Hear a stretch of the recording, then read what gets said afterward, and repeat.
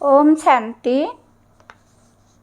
मधुबन मुरली 2023 अगस्त 28। आज बाबा की महावाक्य है, मीठे बच्चे निश्चय बुद्धि विजयंती। निश्चय के आधार पर ही स्वर्ग की राजाई के लायक बन सकते। पहला निश्चय चाहिए कि भगवान टीचर बनकर हमें पढ़ा रहे हैं। बाबा का आज का प्रश्न है, बाप सर्वशक्तिवान होते हुए सब कार्य प्रेरणा से क्यों नहीं करते? आज बाबा का उत्तर है, बाबा कहते, मैं ज्ञान का सागर हूँ, मुझे ज्ञान सुनाने के लिए आना ही पड़ेगा। प्रोफेसर अगर घर में बैठ जाए तो पढ़ा कैसे सकेगा?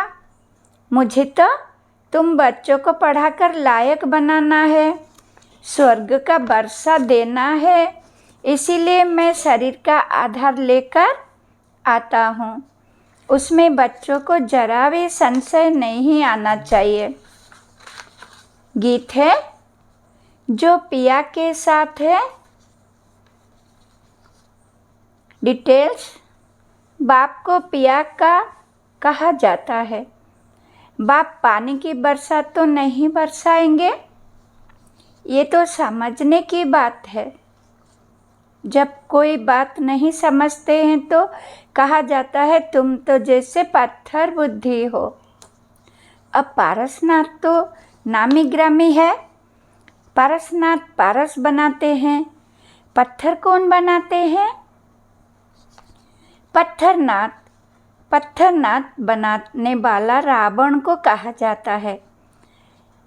तुम हो राम संप्रदाय, तुम नंबरवार पत्थर बुद्धि से पारसनाथ बनते जाते हो। यथा राजा रानी तथा प्रजा, पारस बुद्धि कैसे बने? जरूर कोई बनाने वाला है जिसने पारस बुद्धि तो बनाया, परंतु इसमें कोई सूर्यवंशी घराने में, कोई चंद्रवंशी घराने में, कोई दास दासी बनेंगे, कोई फिर प्रजा में साहूकार बनेंगे। है सारा पुरुषार्थ पर जरूर परमपिता परमात्मा को ही पारसनाथ कहेंगे। कोई मनुष्य को ज्ञान सागर नहीं कहेंगे। निराकार बाप की ही महिमा है। ज्ञान सागर है तो ज्ञान सुनाने के लिए उनको शरीर जरूर चाहिए। जो संस्कार ले जाते हैं उस अनुसार कर्म करने लिए शरीर तो चाहिए ना।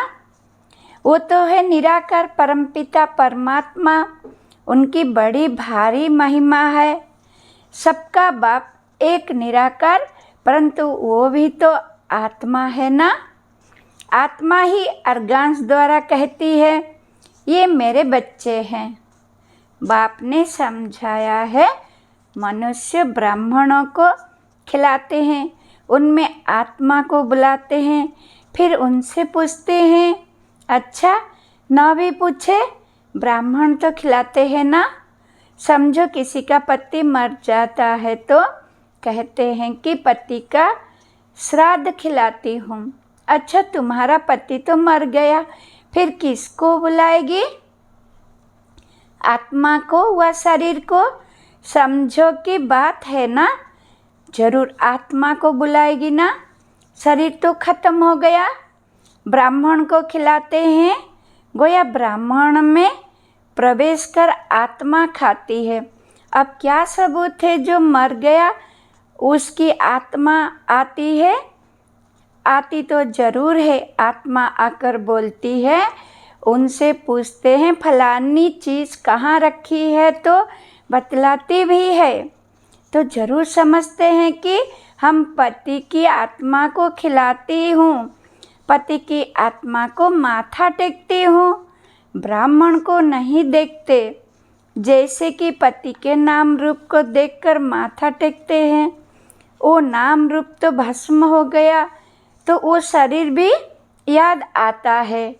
ब्राह्मणों में आत्मा आती है, दूसरे की आत्मा आई है, ये महसूस होता है।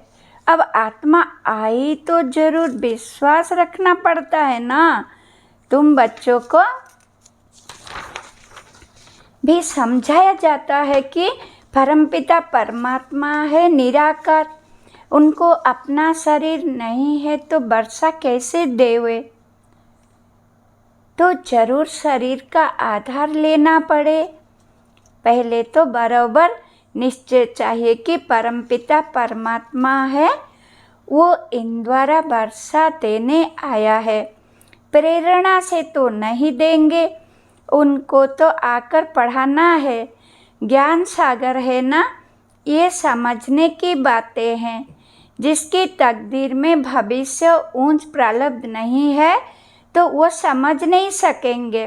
इनकी आत्मा कहती है कि मैं ज्ञान सागर नहीं हूँ, वो परमपिता परमात्मा कहते हैं मैं ज्ञान का सागर हूँ, परंतु मैं निराकार, ऊपर से बैठ प्रेरणा कैसे पढ़ाऊँ। ऐसे तो कभी पढ़ाई होती नहीं। प्रोफेसर घर बैठ जाए तो प्रेरणा से पढ़ सकेंगे क्या। जरूर स्कूल में आना पड़े ना। परमपिता परमात्मा भी घर में रहकर तो नहीं पढ़ाएंगे ना। प्रेरणा से चित्र थोड़े ही समझाया जाता है।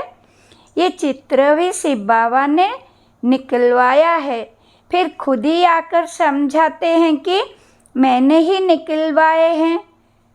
ये ब्रह्मा तो जानता ही नहीं था, मैंने बच्चों को दिव्य दृष्टि देकर बनवाए हैं। करण करावनहार बाप है।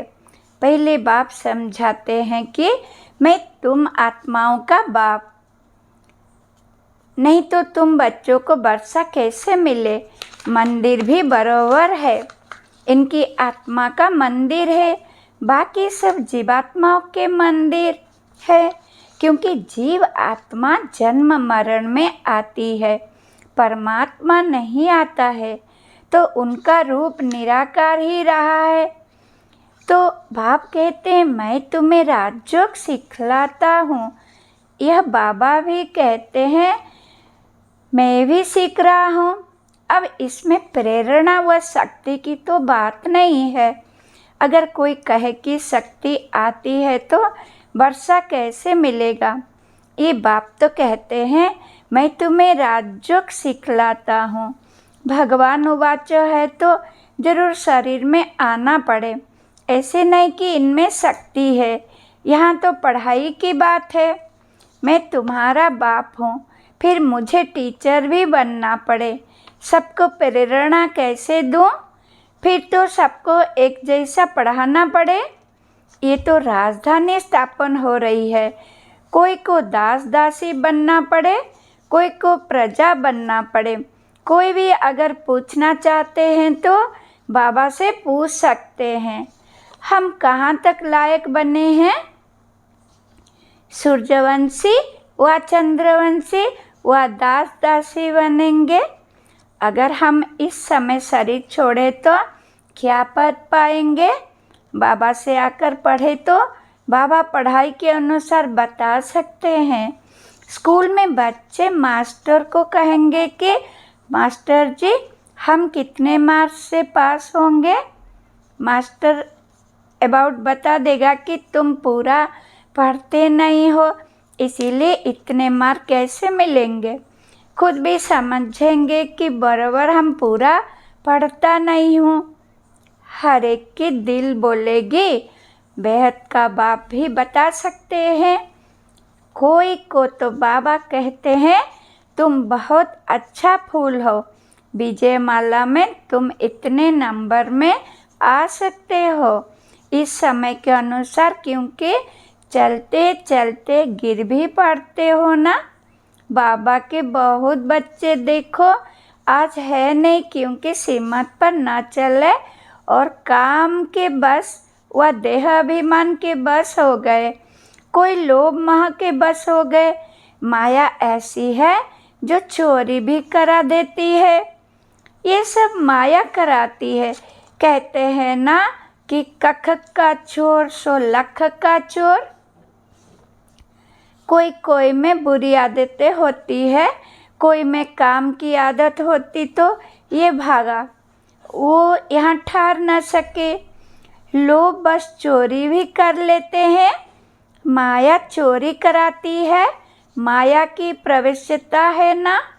पहले नंबर देह अभिमान को छोड़ते नहीं। बाबा कहते हैं अपने को आत्मा निश्चय करो। आत्मा इमोर्टल है, शरीर मॉर्टल है। तुम देही अभिमानी बनो। कोई तो 2-3 मास में देही अभिमानी बन जाते हैं, कोई फिर 25 वर्ष में भी नहीं बनते।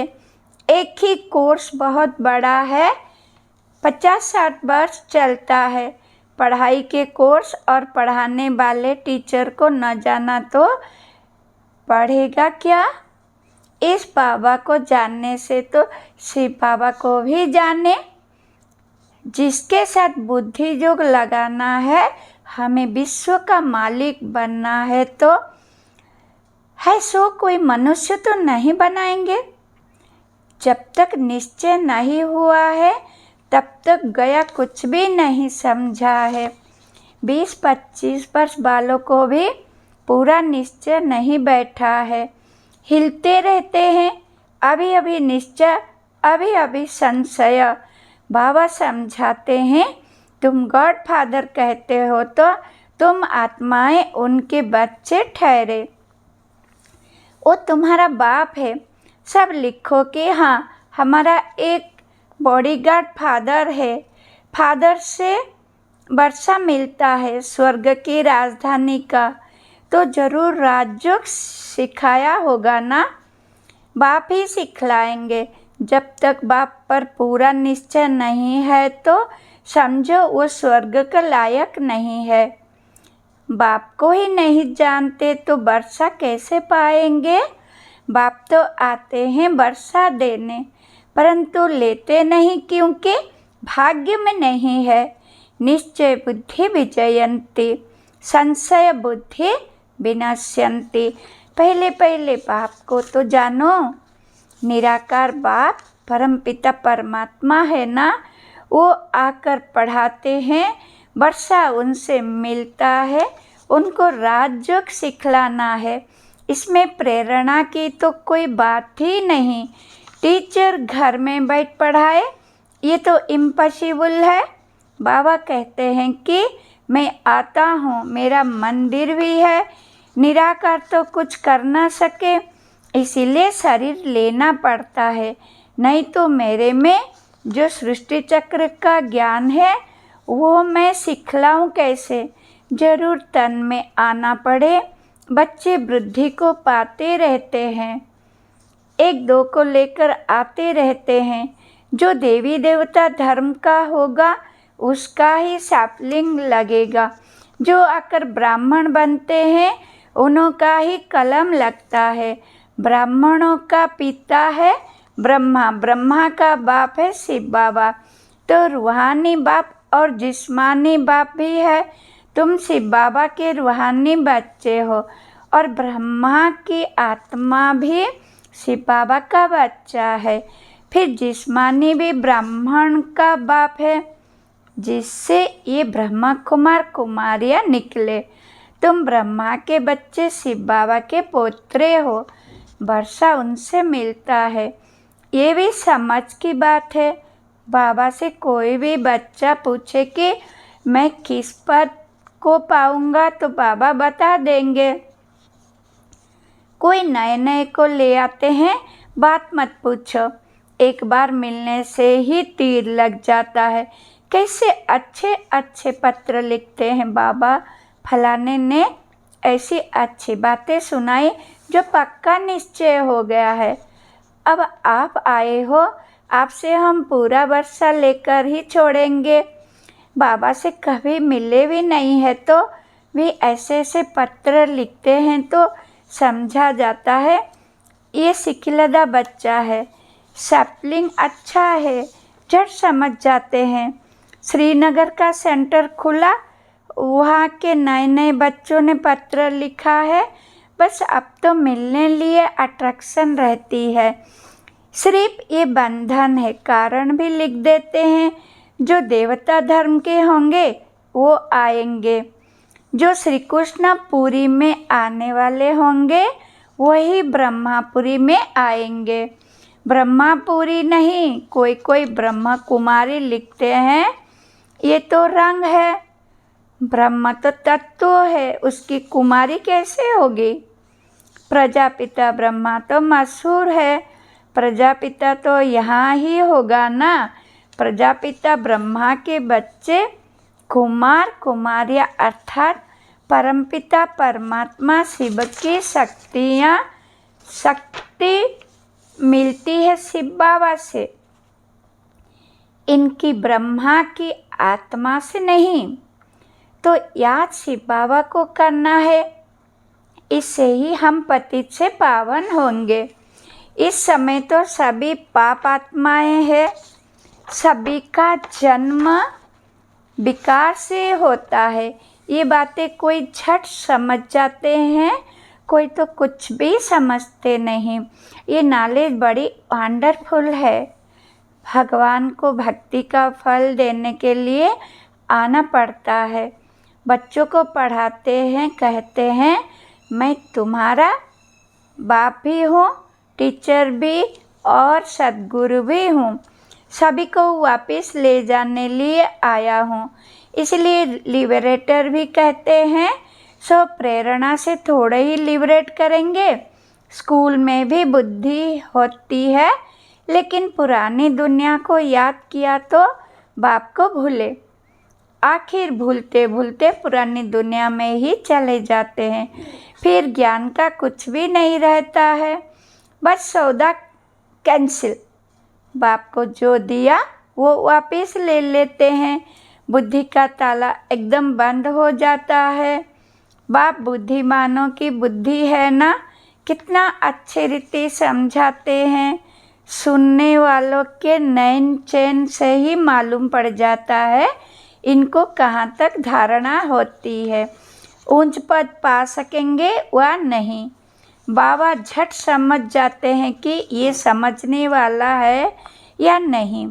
या बुद्धि जो कहाँ भटकता रहता है, नब देखी जाती है।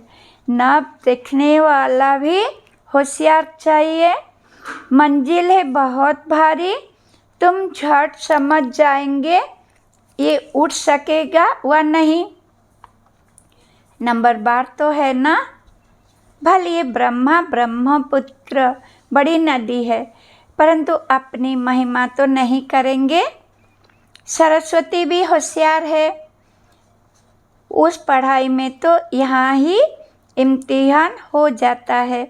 इस पढ़ाई का इम्तिहान अभी नहीं होना है। जब तक जिएंगे तब तक ज्ञानामृत पिएंगे। अच्छा, मीठे मीठे सिखला दे बच्चों प्रति माता पिता बाप दादा का याद प्यार और गुड मॉर्निंग। रूहानी बाप की रूहानी बच्चों को नमस्ते नमस्ते नमस्ते। हम बच्चों का भी बाप दादा को याद प्यार गुड मॉर्निंग नमस्ते नमस्ते नमस्ते। धारणा के लिए मुख्य सार। नंबर 1, किसी भी पुरानी आदत के वशीवत हो उल्टा कर नहीं करना है। देह अभिमान की आदत को छोड़ देही अभिमानी रहने का कोर्स पूरा करना है। नंबर 2, निश्चय में कभी भी हिलना नहीं है। जब तक जीना है पढ़ाई पढ़नी और पढ़ानी है। वरदान, करण करावन की स्मृति द्वारा सदा बेफिक्र बादशाह बनने वाले निश्चय बुद्धि निश्चिंत भव। डिटेल्स विस्तार। ब्राह्मण जीवन अर्थात बेफिक्र बादशाह। जैसे ब्रह्मा बाप बेफिक्र बादशाह बने तो यही गीत गाते रहे, पाना था सो पा लिया, काम क्या बाकी रहा। सेवा का काम भी जो बाकी रहा हुआ है वो भी करण करावन हर करा रहे हैं और कराते रहेंगे। सदा स्नुति रहे, बाप करावन हर बन हमारे द्वारा करा रहे हैं। तो बेफिक्र हो जाएंगे। निश्चय है ये कार्य होना ही है, हुआ ही पड़ा है। इसीलिए निश्चय बुद्धि, निश्चिंत बेफिक्र रहो। स्लोगन: अपनी सर्व कमजोरियों से किनारा करना है तो बेहद की वैराग्य वृत्ति को धारण करो। ओम शांति। धन्यवाद। स्वीट शिव बाबा, शुक्रिया।